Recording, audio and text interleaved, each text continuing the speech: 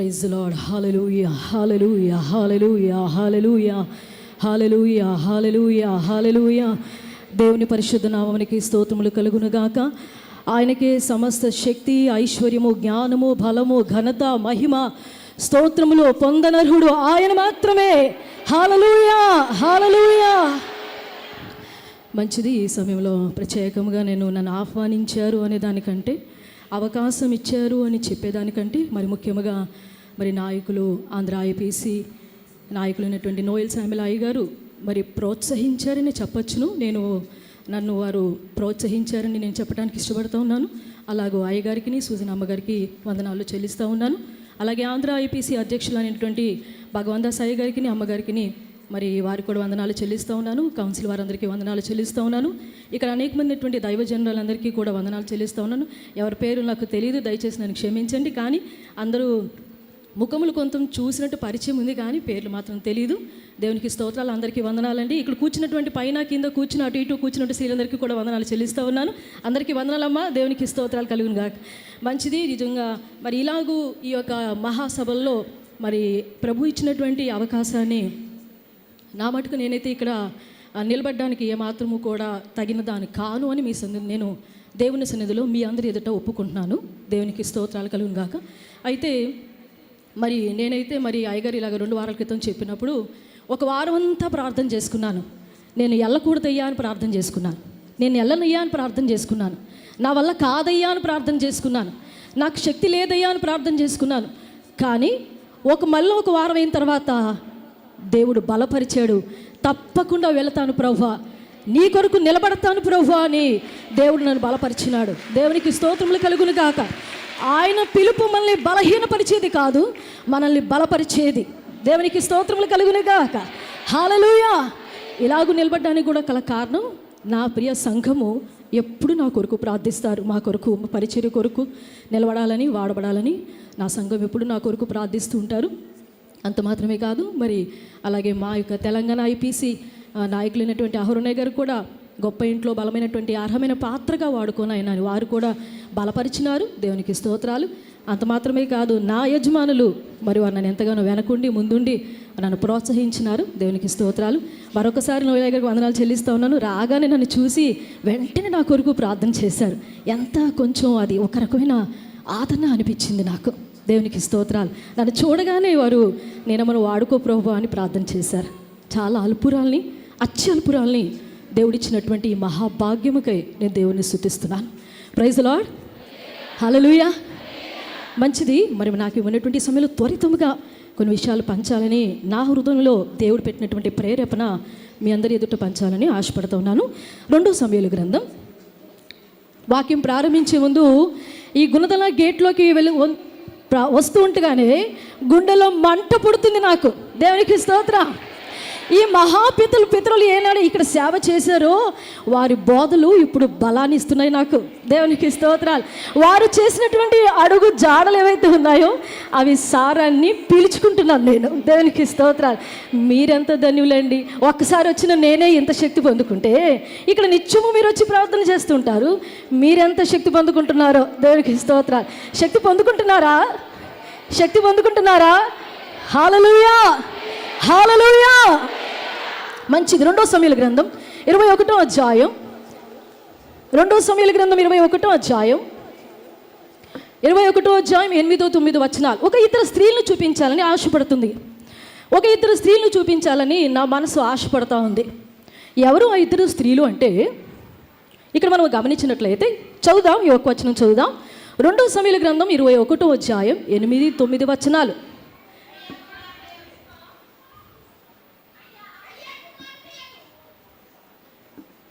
అయా కుమార్తెయగు రిస్పా సౌలునకు కనిన 2 కుమారులకు అర్మోనిని, మెఫీబోతును. సౌలు కుమార్తెయగు మెరాబు బహుళోతీయుడగు బర్జిల్లీ కుమారుడైన అద్రియేలునకు కనిన 5 కుమారులను పట్టుకొని గిబియోనులకు అప్పగించెను. వారు 7 తీసుకుని పోయి కొండ మీద యెహోవా సన్నిధిని ఉరితీసిరి. ఆ 7 ఏకరీతినే చంపబడిరి. కోతకాలమున యవ్వల కోత ఆరంభమందు వారు మరణమైరి. దేవునికి స్తోత్రాలు కలుగును గాక. చాలామంది మనం స్త్రీలను ఎక్కువగా పరిచర్యకి ఇచ్చిన స్త్రీలను చూస్తాం. తల్లుల ముందు పిల్లలు పుట్టకముందే పరిచర్యకి కొరకు ప్రార్థన చేసిన స్త్రీలను చూస్తాం. మరి ఈ స్త్రీల సంగతి మనం ఒకవేళ గమనిస్తే వారు తమ పిల్లల్ని పోగొట్టుకున్నటువంటి స్త్రీలుగా చూస్తున్నాం. ఎంత విచారం అండి. పిల్లల్ని పోగొట్టుకున్నటువంటి తల్లు గురించి మరి ధ్యానం చేద్దాం. అసలు ఎవరు ఈ స్త్రీలు? ఇక్కడ ఇద్దరు స్త్రీలు కనిపిస్తున్నారు. ఒకరు మెరాబు, ఒకరు రిస్పా. ఎవరు ఈ మెరాబు, ఎవరు ఈ రిస్పా? మెరాబు ఎవరంటే సౌలు గారి కుమార్తె. రిస్పా ఎవరు అంటే సౌలు గారి ఉపపత్ని. సౌలు ఎవరో తెలుసా? ఇశ్రాయేలు ప్రజలందరికీ మొదటి రాజు. రాజుగారి కుమార్తె, అలాగే రాజుగారి ఉపపత్ని, వీళ్ళిరువురు కూడా పిల్లల్ని పోగొట్టుకున్నారు. దేవునికి స్తోత్రము కలుగును గాక. హల్లెలూయా. ఇలాగున వారిద్దరు పిల్లలు పోగొట్టుకున్నట్టుకి గల కారణం ఏమిటి? ఎంత విచారం. అసలు ఏం జరిగింది? సౌలు గారు తాను బ్రతికి ఉన్నప్పుడు ఒక తప్పు చేశాడు. ఆయన చేసినటువంటి దోషము వలన కుమారులకి దేవుడు ఆ దోషాన్ని నిర్దోషులుగా ఎంచక ఆ తరాల మీద కూడా రప్పిస్తానని నిర్గమాకాండం 34:7 చెప్పబడిందిగా. దోషులను నిర్దోషులుగా ఎంచక 3-4 తరముల వరకు కూడా ఆ ఉగ్రత వారి మీద ఉంటుంది అని మనం చూడగలుగుతాం. అంటే ఈ మెరాబు తండ్రి ఈ ఉపపత్నికి దేవునికి స్తోత్రాలు చేసుకున్నటువంటి ఆ సౌలు, ఆయన ఒక తప్పు పని చేశాడు. ఏం చేశాడు అంటే ఆయన ఉన్నటువంటి కాలంలో గిబ్యోనీలు అనేటువంటి ఒక గుంపు వారిని చంపేశాడు. గిబ్యోనీల్ని చంపివేయటంతో వాళ్ళు ఎంత బాధతో మెరపడుతున్నారంటే వారు చాలా దుఃఖము దేవునికి చేరింది. వారి దుఃఖం. గిబ్యోనీలను హతమార్చేశారు. ఎంత వేదన పడుతున్నారంటే వాళ్ళంతా, మమ్మల్ని సౌలు చంపేశాడు. ఒకవేళ బాధ న్యాయమైందంటే దేవుడు ఊరుకోడు సుమా. హల్లెలూయా. గిబ్యోనీలు చంపడానికి గల కారణం ఏంటి? సౌలు గారు రాజు కాదా? సౌలు గారి దగ్గర ధర్మశాస్త్ర ప్రతి లేదా? ప్రతి రాజు దగ్గర ధర్మశాస్త్ర ప్రతి ఉంటుంది. ప్రతి రాజుకి చరిత్ర తెలుసు. సుమారుగా ఇంచుమించు 400 సంవత్సరాల క్రితం గిబ్యోనీల గురించి తెలియదా? ఇశ్రాయేలు ప్రజలందరూ కూడా వాగ్దాన దేశంలోనికి వచ్చిన తరువాత కొంతమంది జాతుల వారు, దేవుడే చెప్పాడు ఇశ్రాయేలు ప్రజలకి, మీరు ఏ జాతి వారితో కూడా సాంగత్యము చేయొద్దు, వివాహాలు చేసుకోనకూడదు, నిబంధన చేసుకోనకూడదు అని ద్వితీయోపదేశకాండం 7వ మనం చూడగలుగుతాం. అట్లాగే ఇశ్రాయేలు ప్రజలు వాగ్దాన దేశంలోనికి వచ్చిన తర్వాత ఏ జాతి వారితో కూడా వారు సహవాసం చేసుకోలేదు. కానీ ఎప్పుడైతే వాడు వాగ్దాన దేశంలోనికి వచ్చిన తర్వాత, దేవునికి స్తోత్రములు కలుగును గాక, అందరూ వచ్చి గుంపు కూడి ఇశ్రాయేలు మీద పడి వారు యుద్ధం చేయడానికి ముందుకొచ్చేశారు. కానీ ఒక్క గుంపు వారైనటువంటి అమోరీలు అనేటువంటి గుంపు వారిలో నుంచి అందులో నుంచే శేషముగా ఉన్నటువంటి వారు గిబ్యోనీలు. ఈ గిబ్యోనీలు ఎవరు అంటే అమోరీలు నుంచి వచ్చినటువంటి జాతి. వీళ్ళు ఏం చేశారంటే, అమ్మో ఇశ్రాయేలు ప్రజలందరి మీదకి యుద్ధానికి వెళ్ళిపోతున్నారేంటి వీళ్ళు, మాకైతే భయం వేస్తుంది అని ఈ జాతివారు, గిబ్యోనీలు జాతివారు భయపడి, దేవుడు ఎవరో తెలుసు, దేవుని శక్తి ఏంటో తెలుసు, దేవుడు ఎన్ని శూర కార్యాలు అద్భుత కార్యములు చేశాడో ఈ గిబ్యోనీలు తెలుసుకొని, లాభం లేదు, నెమ్మదిగా వెళ్ళి ఇశ్రాయేలు ప్రజలతో సంధి చేసేసుకుందాం. కానీ ఇశ్రాయేలు ప్రజలకి దేవుడు ముందే మాట ఇచ్చాడు, ఎవరితో కూడా మీరు నిబంధన చేసుకొనకూడదు. ఇశ్రాయేలీయుడు ఏ జాతి వారితో కూడా నిబంధన చేసుకోనకూడదు. కానీ అందులో ఉన్నటువంటి గుంపు వారు, ఒక జాతి వారు, గిబ్యోనీలు వాళ్ళు వేషం వేసుకొని నెమ్మదిగా ఎవరికి చెప్పకుండా మనం దూరం నుంచి వచ్చామని అబద్ధం ఆడదాం. పాత బట్టలు, పాత సిద్ధులు, ఆ రోజుల్లో ఇలాంటివి కాదు కదా, ఒక బట్ట చుట్టి అందులో పోసుకునేవారు నీళ్లు. పాతగా అయిపోయినటువంటి సిద్ధులు, పాత చెప్పులు, ఇంకేం చేసుకున్నారు? పాత బట్టలు, పాత చెప్పులు, పాత సిద్ధెలు, పాత గోనెలు, ఎండిపోయిన రొట్టెలు. ఈ గిబ్యోనీలు వాళ్ళు ఏం చేశారంటే భయమేసి ఎందుకంటే ఇశ్రాయేలు ప్రజలు దేవుడు చాలా గొప్ప దేవుడు. ఇశ్రాయేలు ప్రజలు దేవుడు సామాన్యుడు కాదు. యుద్ధము చేశాడంటే అయిపోయింది మన సంగతిగా అని కొంత జ్ఞానంగా ఉపయోగించి అని తలపోసుకొని మారువేషం వేసుకొని గిబ్యోనీయులు పరిగెత్తుకుంటూ వచ్చారు యెహోషువ గారి దగ్గరికి. యెహోషువ గారు మాతో నిబంధన చేయరా? చూడండి, మేము ఇక్కడ జాతివారం కాదు. మేము ఇక్కడ చుట్టూ ఉన్నటువంటి కనానీలో, అమోరీలో, పెర్జీలో, హిబ్బీలో, హిత్తీలు, యోబుసీలు అని ఆ జాతి ఉంటే వారు మేము కాదు, ఎక్కడి నుంచో వచ్చాము, దూరం నుంచి వచ్చాము మేము అంటారు. నిజమేనా? వాళ్ళు అబద్ధం ఆడారు కదా, ఎందుకంటే దేవుడు అంటే భయం, అందుకని అబద్ధం అని. మొత్తానికి దేవునికి స్తోత్రాలు. యెహోషువ గారికి అబద్ధం చెప్పి వెళ్ళి ఏం చేశారు? నిబంధన చేసేసుకున్నారు. పాపం యెహోషువ గారు కూడా దేవుని దగ్గర ప్రార్థన చేసుకోకుండానే ఒక చిన్న పొరపాటు గిబ్యోనీలతో చేయగలిపేశాడు. యెహోషువ గారు తప్పు చేశారు కదండి. సేవకులు ఎవరైనా తప్పు చేశారంటే తక్కువని చెప్తాం, అవును తప్పే చేశారు పాస్టర్లు అని. యెహోషువ గారు తర్వాత పశ్చాత్తాపడ్డాడు. తెలిసిపోయింది, మీరు ఇక్కడ వారైనా నాతో అబద్ధం చెప్తారా? నాతో అబద్ధం ఆడి మీరు నాతో వచ్చి నిబంధన చేసుకుంటారా? ఇంత పని చేస్తారా? ఎందుకంటే వాళ్ళు అబద్ధం చెప్పారు, వచ్చారు. యెహోషువ గారు యెహోవా నామాన్ని బట్టి ప్రమాణం చేసేసాడు. ఇంకొకసారి ప్రమాణం చేసిన తర్వాత వెనక తీయలే. యెహోషువ గారు నొచ్చుకున్నారు. సరే, ఇక మీదటి నుంచి మీరు ఇశ్రాయేలు సమాజం అంతటికి అలాగనే యెహోవా బలిపీఠము కొరకు కట్టెలు నరుకువారుగాను నీళ్లు చేదువారుగాను మీకు ఆ పని అప్పగించబడింది అని ఆ రకంగా గిబ్యోనులకి పని అప్పగించబడుతుంది. ఇది ఎక్కడ చూడగలుగుతాం? యెహోషువ గ్రంథం 9వ అధ్యాయం ఆఖరి వచనంలో కనిపిస్తుంది. యెహోషువ గ్రంథం 9వ అధ్యాయం ఆఖరి వచనంలో ఈ మాట మనం చూడగలుగుతాం. అప్పటి నుంచి గిబ్యోనీలందరూ కూడా ఇశ్రాయేలు సమాజం వారి కొరకును అలాగే యెహోవా బలిపీఠము కొరకు దేవునికి స్తోత్రాలు నీళ్లు చేదుతా ఉన్నారు, కట్టెలు నరుక్కుంటా ఉన్నారు. ఆ విధముగా గిబ్యోనీలు ఇశ్రాయేలు ప్రజలతో ఏమయ్యారండి? సంధి చేయబడ్డారు, నిబంధన చేయబడ్డారు. దేవునికి స్తోత్రం. మారువేషం వేసుకొని వచ్చి కాసేపు ఇశ్రాయేలు ప్రజలు దేవుడు అంటే భయపడి ఏదో అలాగా ఆ కొద్ది క్షణాలకే నిబంధన చేసుకొని మరి ఎన్నడూ వెనక్కి తిరగలేదు. పిలిచిన నాటి నుంచి తర్వాత కాలం వరకు కూడా చూస్తే గిబ్యోనీలు స్థిరపరచబడే ఉన్నారు, నిబంధనలో కట్టుబడే ఉన్నారు. హల్లెలూయా, హల్లెలూయా. అట్లాగూ గిబ్యోనీలు నిబంధన చేయబడ్డారు. మరి ఈ సంగతి సౌలు గారికి చరిత్ర తెలీదా? తెలుసు, బాగా తెలుసు. రాజుల స్థానంలో ఉన్నటువంటి వారికి ధర్మశాస్త్ర గ్రంథం సరిగ్గా తెలీదా? తెలుసు. తెలిసినప్పటికీ కూడా ఇక్కడ ఇశ్రాయేలు ప్రజలు మాత్రమే ఉండాలి, ఏ జాతి వారు కూడా ఉండకూడదు అని ఇశ్రాయేలు ప్రజల మీద ఆసక్తి గలవాడై 2 సమూయేలు గ్రంథం 21వ అధ్యాయం 2వ వచనం, గిబ్యోనీయులు కారు శేషించిన వారు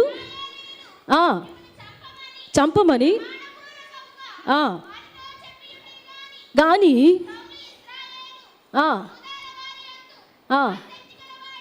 ఆసక్తి. హల్లెలూయా. సిస్టర్ గారు చదివింది అందరికి వినిపించిందా?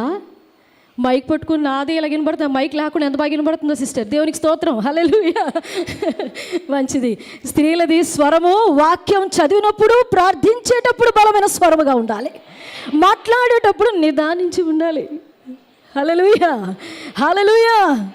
మాట్లాడితే వినపడకూడదు అంత సైలెంట్గా. వాక్యం చెప్పేటప్పుడు ప్రార్థించేటప్పుడు బలమైన స్వరము పొందుకుందాం. హల్లెలూయా. మనం రివర్స్ అవుతుంది, గుద్దులాడుకునేటప్పుడు బలమైన స్వరం వస్తుంది. దేవునికి స్తోత్రాలు. అలాగే చాలా మంచి. Thank you sister. గిబ్యోనీలు అంటే కోపం వచ్చేసింది సౌలుకి. ఏమండి, యెహోషువ గారి నాయకత్వంలోనే దేవుడు గిబ్యోనీలతో నిబంధన చేస్తే దేవుడే కదా దాన్ని అంగీకరించాడు. దేవుడు అంగీకరించాడు అన్న దానికి ఒక సూచన చెప్తారా? యెహోషువ గారు గిబ్యోనీలతో నిబంధన చేశాడని దేవుడు దాన్ని అంగీకరించినట్లుగా ఒక సూచన ఎవరైనా చెప్పగలరా? ఒకసారి గిబ్యోనీలందరి మీదకి పడి వచ్చి యుద్ధం చేస్తూ ఉంటే గిబ్యోనీలు వచ్చి యెహోషువ యెహోషువ మమ్మల్ని కాపాడవా అంటే అప్పుడు వెంటనే యెహోషువ ఒక ప్రార్థన చేశాడు. సూర్యుడా గిబ్యోనులో నిలవము, నిబంధన చేయబడిన వారి కొరకు దేవుడు వారిని కాపాడతాడు. హల్లెలూయా. గిబ్యోనులు కాపాడటం కొరకు దేవుడు సూర్యుడిని ఆపివేసినాడు. హల్లెలూయా. ఈ చరిత్ర తెలీదా? ఏంటంటే ఇశ్రాయేల్ ప్రజలు మాత్రమే ఉండాలి, ఏ గిబ్యోనులు ఇక్కడ ఉండకూడదు. మీకెందుకయ్యా అంత కోపం? ఈ సౌలు గారికి తెలిసిన అందరి మీద కోపమే, ఇంట్లో కొడుకు మీద కోపమే. ఎవరి మీద? యోనాతాను మీద. పని చేసిన వాడి మీద కోపమే. ఎవరు? దావీదు మీద. సేవకులు అభిషేకించినటువంటి సేవకుల మీద కోపమే. ఎవరు? సమూయేలు గారు. సేవకులందరి మీద కోపమే. ఎవరు? యాజకులందరి మీద. దావీదు ఎక్కడెక్కడ దాక్కున్నాడో వెళ్ళి కనుగొనండి, యాజకులను సహితం కూడా చంపేశాడు. ఆ సందర్భంలో గిబ్యోనులు కూడా చంపేశాడు. ఎందుకంటే గిబ్యోనులు దేవాలయంలో బలిపీఠం దగ్గర వాళ్ళు నీళ్ళు అందిస్తూ, కట్టెలు నరుకుతూ, నీళ్ళు చేదుతూ అందిస్తూ ఉన్నారు. అసలు గిబ్యోను జాతులు ఎందుకు ఇక్కడ చంపేశాడు అంతే. Praise Lord. హల్లెలూయా. ఆ విధముగా గిబ్యోనీలు హతమార్చబడ్డారు. అయిపోయింది, సౌలు పరిపాలన అయిపోయింది, ఆయన కాలం ముగించబడింది. Praise lord. గిబ్యోనీలు ఏం చేశారంటే, ఇంకా మరి కొంతమంది ఎవరైతే గిబ్యోనులు వాళ్ళ శేషం మిగిలి ఉన్నారో వారు ఏడుస్తున్నారు. మన వాళ్ళలో కొంతమంది గిబ్యోనులు చనిపోయారే చనిపోయారే చనిపోయారే చనిపోయారని దుఃఖపడుతూ వేదన పడుతూ ఉన్నారు. గిబ్యోనీలు వేదన పడుతూ ఉంటే దేవుడు కూడా వారి బాధని అంగీకరించి 3 సంవత్సరాలు వర్షం ఆపేశాడు. 3 సంవత్సరాలు వర్షం ఆపేశాడు. అప్పుడు ఎవరు రాజు అంటే దావీదు గారు. ఏంటి, సౌలుగా నీళ్ళు చంపేసి ఆయన చచ్చిపోయి ఆయన పరిపాలన అయిపోయినా కూడా గిబ్యోనుల బాధ దేవుని సన్నిధికి చేరింది. హల్లెలూయా. అందుకనే దేవుడు ఏం చేశాడంటే ఇశ్రాయేలు ప్రజల కొరకు 3 సంవత్సరాలు వర్షము కురవనివ్వకుండా ఒక శిక్షగా కరువు పుట్టించాడు. ఆ సమయంలో దావీదు గారు సింహాసనం మీద కూర్చున్నారు, రాజు అయ్యారు. ఏమండి, 3 సంవత్సరాలు వర్షం లేకపోతే, ఒక్క సంవత్సరం వర్షం కాకపోయినా వెంటనే దేవుని సన్నిధికి వెళ్ళి విచారం చేయాలిగా. ఆయన అలవాటు ప్రకారంగా 1 సంవత్సరం అయిపోయింది, 2 సంవత్సరాలు అయిపోయింది, 3వ సంవత్సరం వర్షాలు పడటంలే.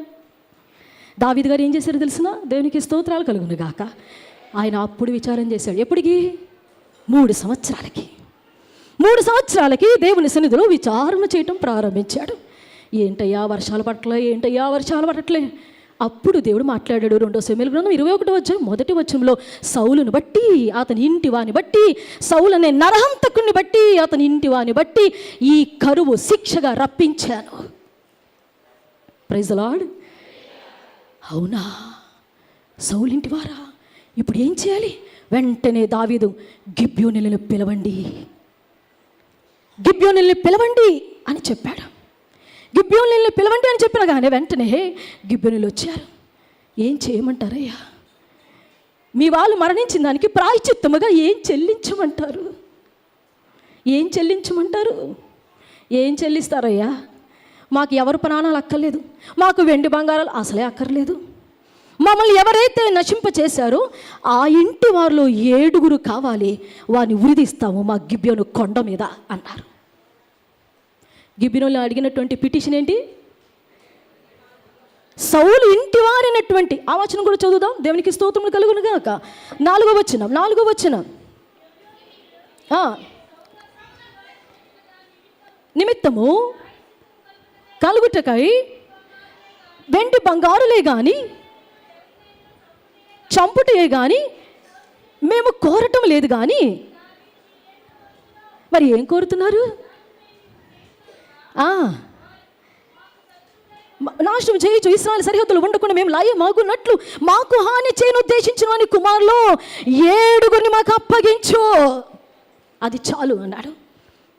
మా పాత నిబంధనలో దేవునికి స్తోత్రాలు సంఖ్యాకాండం 35, 33 వచనం ప్రకారంగా, సంఖ్యాకాండం 35, 33 వచనం ప్రకారముగా దేశంలో చిందించిన రక్తము నిమిత్తము చిందించిన వాని రక్తము వలననే ప్రాయశ్చిత్తము కలుగును కదా. అంటే ఎవరైతే చంపుతారో వాళ్ళు చస్తే కానీ ప్రాయశ్చిత్తం అవ్వదు. అంతేనా? అర్థమై భాషలో చెప్తున్నా. ఇది పాత నిబంధన పద్ధతి. దేవునికి స్తోత్రాలు. ఇప్పుడు అలాంటిది ఏమీ లేదు. అందరి కొరకు ప్రాయశ్చిత్తం కలువరి శిలువలో మన ప్రభు పొందారు, చేశారు. ఇంక ఎవరెవరి కొరకు మరణించవలసిన అవసరం లేదు. కానీ ఇక్కడ గిబ్బెలను అడిగారు, వాళ్ళ రక్తము చిందించారు కాబట్టి వాళ్ళ యొక్క రక్తము చిందించబడాలి, అప్పుడు మాకు నెమ్మదిగా ఉంటుంది. ఏం చేస్తాడిక? దేవుని చేత కదా వాళ్ళు నిబంధన చేయబడ్డారు, నిబంధన చేయబడిపోయారు కదా.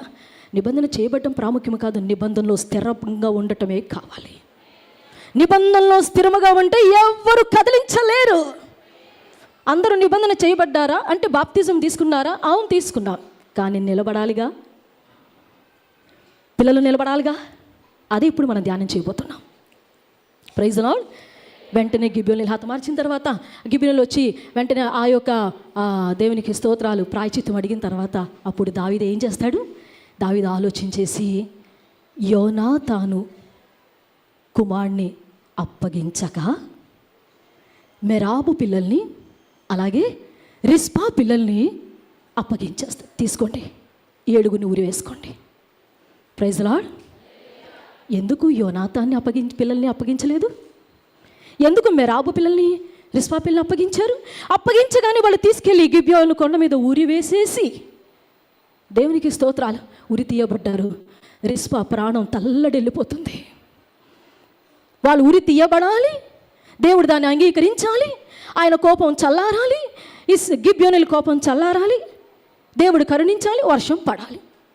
అప్పుడే కదా కరువు పోతుంది. అప్పుడు కానీ జవాబు వచ్చినట్లుగా నిర్ధారణ అవ్వదు.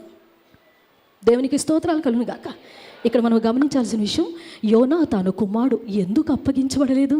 ఎందుకు మెరాబు పిల్లలు 5 రిస్పా పిల్లలు 2 అప్పగించబడ్డారు? ఎందుకు అప్పగించబడ్డారండి? యోనాతాను తాను బ్రతికి ఉండగానే దావీదుతో నిబంధన చేసుకున్నాడు. హల్లెలూయా. 1 సమూయేలు గ్రంథం 18వ అధ్యాయంలో నిబంధన చేసుకున్నాడు. అంత మాత్రమే కాదు, యోనాతాను బ్రతికి ఉండగా సంతానము కొరకు ప్రార్థించాడు. తల్లులైన వారు హల్లెలూయా చెప్తారా? హల్లెలూయా.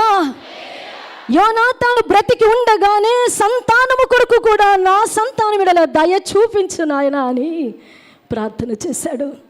1 సమూయేలు గ్రంథం 22వ అధ్యాయంలో ఆ మాటలు మీరు చూడగలుగుతారు. ఎందుకంటే సమయం లేదు కాబట్టి నేను నాకు ఇవ్వన సమయం ముగించాలి కనుక నేను వేగంగా చెప్పేస్తాను.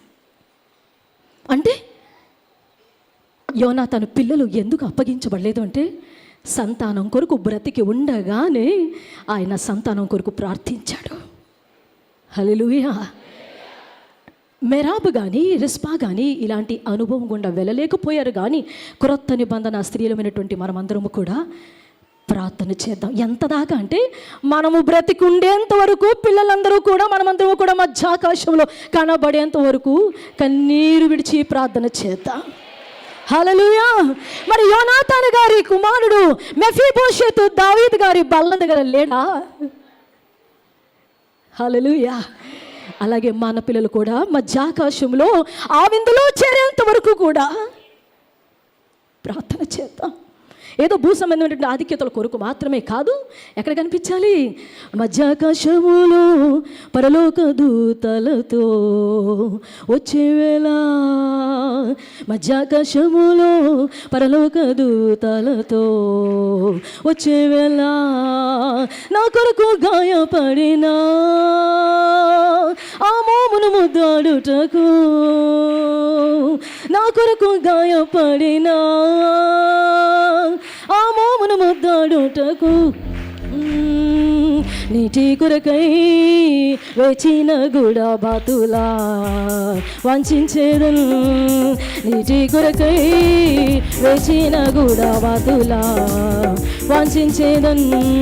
క్రీస్తేసువా నా ప్రియ నాయకుడా, నీరాక ఈ క్షణము, క్రీస్తేసువా నా ప్రియ నాయకుడా, నీరాక ఈ క్షణము.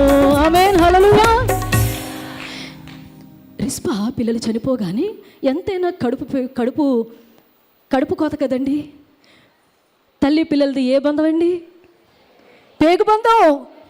ఏ బంధం? పేగు బంధాలు కాపాడవు, రాఖీ బంధాలు కాపాడవు, తాలి బంధాలు కాపాడవు, ఏ బంధము కాపాడదు. కానీ దేవునితో నిబంధన చేయబడితేనే కాపాడబడతాము. దేవునికి స్తోత్రాలు. దేవునితో నిబంధన చేసి ఆ నిబంధనలో స్థిరపడితేనే కాపాడబడతాము. ఎవ్వరము కాపాడబడలేము, లేకపోతే దేవునికి స్తోత్రములు కలుగును గాక. హల్లెలూయా. నిబంధనలో స్థిరపడి ఉండాలి. గిబ్యోనుల కొరికే దేవుడు అంత పెద్ద కరువు రప్పిస్తే, ప్రైజ్ ది లార్డ్, ఒక గిబ్యోనులే అంత భయపడిపోయి నిబంధన చేయబడ్డారు. యోనాతాను చేసినటువంటి ప్రార్థన వలన, ప్రైజ్ ది లార్డ్, యోనాతాను చేసినటువంటి ప్రార్థన వలన అతని సంతానం యోనాతాను దావీదు గారి బల్ల దగ్గర ఉంది. Praise the Lord. Hallelujah, hallelujah, hallelujah. మనం ప్రార్థన చేస్తే తప్పకుండా కన్నీరు విడిచి ప్రార్థన చేసినప్పుడు మన పిల్లలు కూడా మధ్యాకాశపు విందులో కనిపిస్తారు. అంతవరకు ప్రార్థించాలి, అంతవరకు ప్రార్థించాలి. Praise the lord.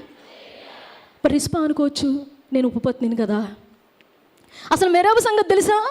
మెరాబుకైతే పిల్లలు పోయినా కూడా బాధే లేదు, పట్టింపే లేదు. కొన్నిసార్లు అలాగే ఉంటుంది ఆత్మీయ జీవితంలో. పిల్లలు ఎటు పోయినా పర్వాలేదులే, ఎట్ట పోయినా పర్వాలేదులే. కానీ రిస్పా మాత్రము పిల్లలు పోయిన తర్వాత ఆ కొండ మీద ఉండి వర్షం పడే వరకు కూడా ఆ శవాలని ఆ ఒక్క పక్షి కానీ ఒక మృగము కానీ తినకూడదని కాపాడుకుంటుంది. ఎందుకంటే వారు ఉరితీయబడ్డారు కదా. ఉరితీయబడిన తర్వాత వెంటనే అలాగే వాళ్ళు ఉండిపోయారు. వర్షం పడే వరకు కూడా వారి శవాలు అలాగే ఉన్నాయి. దేవునికి స్తోత్రం. ఇది నిజంగా ఒక రకంగా చెప్పాలంటే రాజు ఆజ్ఞను బట్టి ఆమె అంగీకరించి ఆమె విధేయత చూపించింది. కానీ పిల్లల్ని పోగొట్టుకుందే. దేవునికి స్తోత్రం. హల్లెలూయా, హల్లెలూయా. ఆమె ఎంత ప్రయాసపడుతుందో తెలిసిన, ఈ నా పిల్లల శవాల మీద, ఆ కళేబరాల మీద ఒక్క ఈగ కానీ, ఒక దోమ కానీ, ఒక పక్షి కానీ, ఒక మృగం కానీ పిల్లల మీద ఏ మాత్రము రాకూడదని ప్రాధేయపడుతుంది, ప్రయాసపడుతుంది. అదే వారు బ్రతికి ఉండగానే వారి కోసం ప్రార్థన చేసి ఉంటే వారు బ్రతికి ఉండేవారు కదా. హల్లెలూయా, హల్లెలూయా. వారి శవాల కొరకు, శవాల మీద ఎక్కడైనా పురుగులు తినేస్తాయేమో, పక్షులు తినేస్తాయేమో, మృగాలు తినేస్తామని ప్రయాసపడుతుందేమో. కానీ బ్రతికి ఉన్న మన పిల్లల్ని ఏ అపవాది కూడా వారిని తాకకుండా, వారిని మృంగకుండా వారి కొడుకు మనమందరము మొర్ర పెట్టుదుము గాక. హల్లెలూయా. చనిపోయిన శవాల మీదనే ఒక్క పక్షి కూడా, మృగము కూడా రాలకూడదని అంతగా ప్రార్థిస్తే, బ్రతికి ఉన్న మన పిల్లల మీద ఒక్క అపవాది గర్జించు సింహం వల్ల వెంటాడుతూ ఉండగా అపవాదికి చిక్కకుండా మనమందరము కూడా ప్రార్థన చేద్దాం. Praise the lord. అయ్యో, నేను ఉపపత్ని కదా, నేను భార్య లాంటి దాన్ని కూడా కదా, ఒక భార్య లాంటి దాన్ని కూడా కనీసం కాదే, ఒక దాసిని కదా, నేనేం చేయగలను? నా పిల్లల్ని నేనేమైనా కాపాడగలను? నాకేమైనా అధికారం ఉందా అని అనుకోవచ్చు. అమ్మా, మరి హాగర్ ఎవరమ్మా? హాగర్ దాసి కాదా? హాగర్ దాసి కాదా? దాసి అయిన హాగర్ ఏం చేసింది?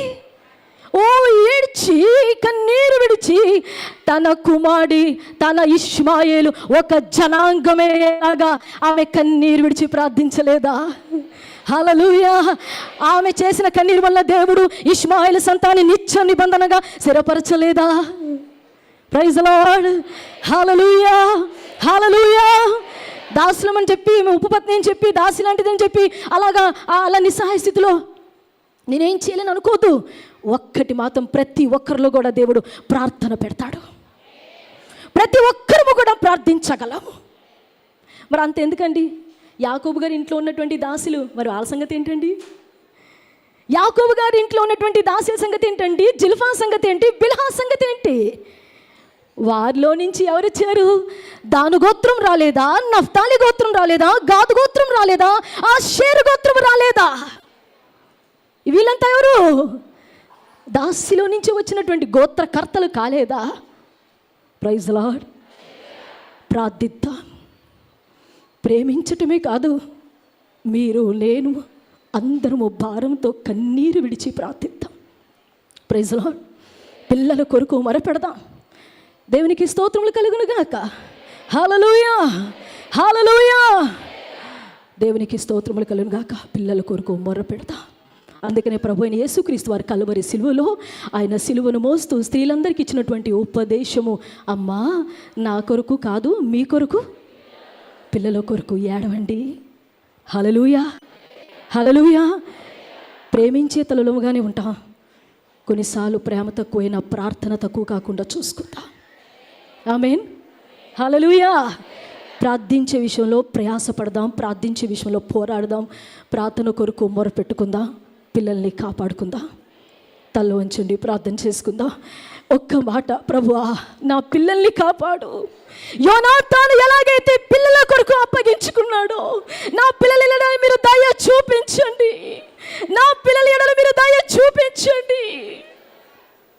అలాగే మనము కూడా నాడు మెరాబు రిస్పాలు కానీ ఇద్దరు కానీ వారు ప్రార్థించలేకపోయినారేమో కానీ మనమైతే చేతులు చాపుదామా, కుడి హస్తాలు ప్రభు వైపు చాపుదామా. ఇదిగో నాయన నా పిల్లలు, ఇదిగో నాయన నా పిల్లల్ని కాపాడండి, నా పిల్లల్ని ఉగ్రత దినం నుండి తప్పించండి. ఎవరు కాపాడగలరు ఉగ్రత దినం నుంచి? ఎవరు కాపాడగలరు ఉగ్రత దినం నుంచి? ఎవరు కాపాడలేరు, ఎవరు కాపాడలేరు. కానీ దేవుడు మాత్రమే మన పిల్లల్ని కాపాడువాడు. అయ్యా మా బిడ్డల్ని కాపాడు. వాళ్ళు బాప్తిజం తీసుకున్న వరకు కాపాడండి, బాప్తిజం తీసుకున్న తర్వాత కూడా కాపాడండి, మధ్యాకాశంలో ఆ విందులో చేరేంత వరకు నా బిడ్డల్ని కాపాడండి ప్రభా. ప్రార్థన చేద్దాం. నా బిడ్డల్ని మధ్యాకాశంలో విందులో కనబడాలి, నీ రాజ్యంలో కనబడాలి ప్రభు. అలాంటి ధన్యత, అలాంటి కృప మనతోనూ మన సంతానముతోను కూడా దేవుడు చేయనుద్దేశించుచున్నాడు. గిబ్యోనులైతే నాటి నుంచి నేటి వరకు కూడా నిబంధనలో స్థిరముగా ఉన్నారే. మన బిడ్డలు దేవునితో స్థిరముగా ఉండగలుగుతున్నారా? నిబంధనలో స్థిరముగా ఉండగలుగుతున్నారా? ఉండలేకపోతున్నాం. బాప్తిజం తీసుకున్న వరకేనా? ఆ తర్వాత లేదా ఆత్మీయ జీవితం? ఎక్కడెక్కడ ఆత్మీయ స్థితిలో పడిపోతున్నారు, ఎక్కడెక్కడ ఆత్మీయ నిర్జీవ స్థితి, చల్లారిన స్థితి. నిబంధనలో స్థిరపడి ఉండాలి, నిబంధనలో నమ్మకముగా ఉండాలి. ప్రభు అలాంటి ధన్యత మనకి పిల్లలకి అనుగ్రహించును గాక. దేవుడి ఇచ్చిన అవకాశం బట్టి దేవుడికి మహిమ కలుగును గాక. సేవకులకు వందనాలు చెల్లిస్తున్నాను. అందరికీ వందనాలు.